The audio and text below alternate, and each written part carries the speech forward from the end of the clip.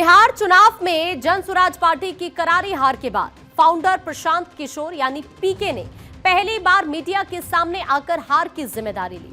हालांकि उन्होंने राजनीति से संन्यास लेने के अपने पुराने दावे पर यू टर्न लेते हुए कहा कि उन्होंने सिर्फ पॉलिटिक्स छोड़ने की बात कही थी, बिहार छोड़ने की नहीं। पीके ने साफ किया कि वो बिहार में ही रहेंगे और लोगों की आवाज उठाते रहेंगे। यानी प्रशांत किशोर ने अपनी चुनौती जारी रखने का इरादा साफ कर दिया है।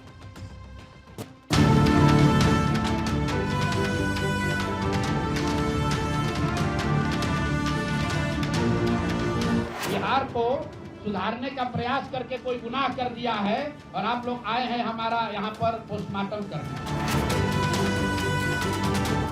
जहाँ तक बात है बिहार को समझने नहीं समझने, मैं बिल्कुल कैमरे पर आपसे मान रहा हूँ कि मुझे नीतीश कुमार, लालू जी, सम्राट चौधरी, अशोक चौधरी जैसे धुरंधर नेताओं की तरह बिहार की समझ नहीं है। हमारे बगल में केसी सिन्हा जी चुनाव लड़े हैं कुंगरार से, ये तो हमको पैसा देकर टिकट नहीं खरीदे होंगे।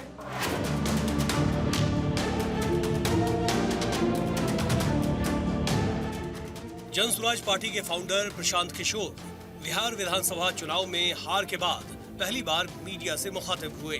उन्होंने पार्टी की हार की जिम्मेदारी ली और अपने उस पुराने दावे पर भी जवाब दिया, जिसमें उन्होंने कहा था कि अगर नीतीश को 25 सीटों से ज्यादा आई तो वो राजनीति से संन्यास ले लेंगे।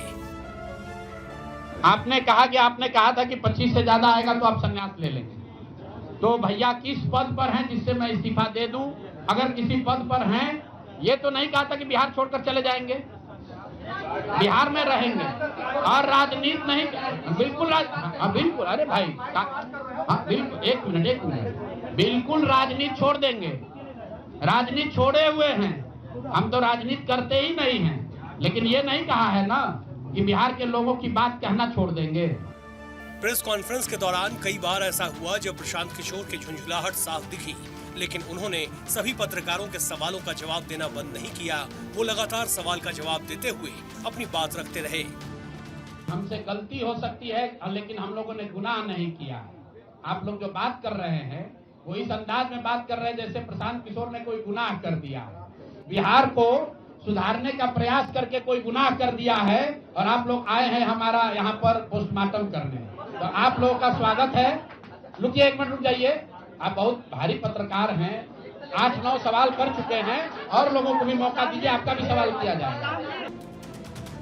प्रशांत ने ये माना कि वो जो कर रहे हैं वो पॉलिटिक्स नहीं है, लोगों की आवाज उठाना पॉलिटिक्स नहीं है।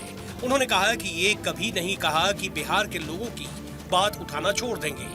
प्रशांत ने ये भी कहा कि अगर सरकार महिलाओं को 2-2 लाख रुपए देती है तो वो राजनीति छोड़ देंगे।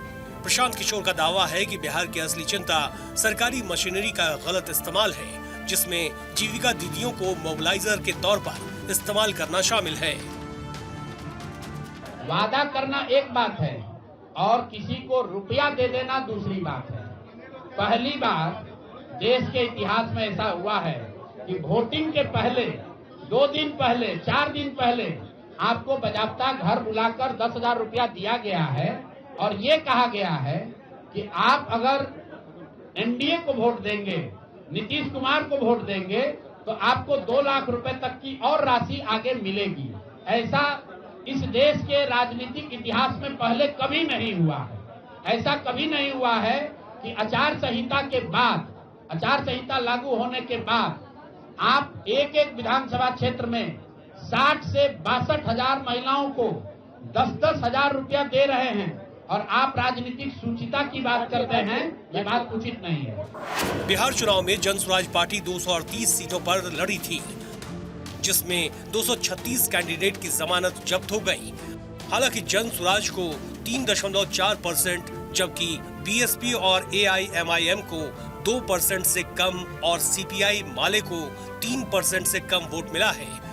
जनसुराज के प्रदर्शन में गौर करने वाली बात यह है कि उसके कैंडिडेट 1 सीट पर दूसरे, 129 सीट पर तीसरे और 73 सीट पर चौथे, 23 सीट पर पांचवें और 8 सीट पर छठे, जबकि 2 सीट पर सातवें, 1 सीट पर 8वें और 1 सीट पर 9वें के साथ साथ 5 सीट पर 10वें नंबर पर रहे। बहरहाल बिहार में 238 सीटों पर प्रत्याशी उतारने वाली प्रशांत किशोर की पार्टी बिहार में कोई कमाल नहीं कर सकी, लेकिन पीके ने साफ कहा कि वो सत्ता के संघर्ष से पीछे नहीं हटेंगे और बिहार नहीं छोड़ेंगे, यानी वो आगे भी अपनी चुनौती पेश करते रहेंगे। Bureau report, Bharat 24।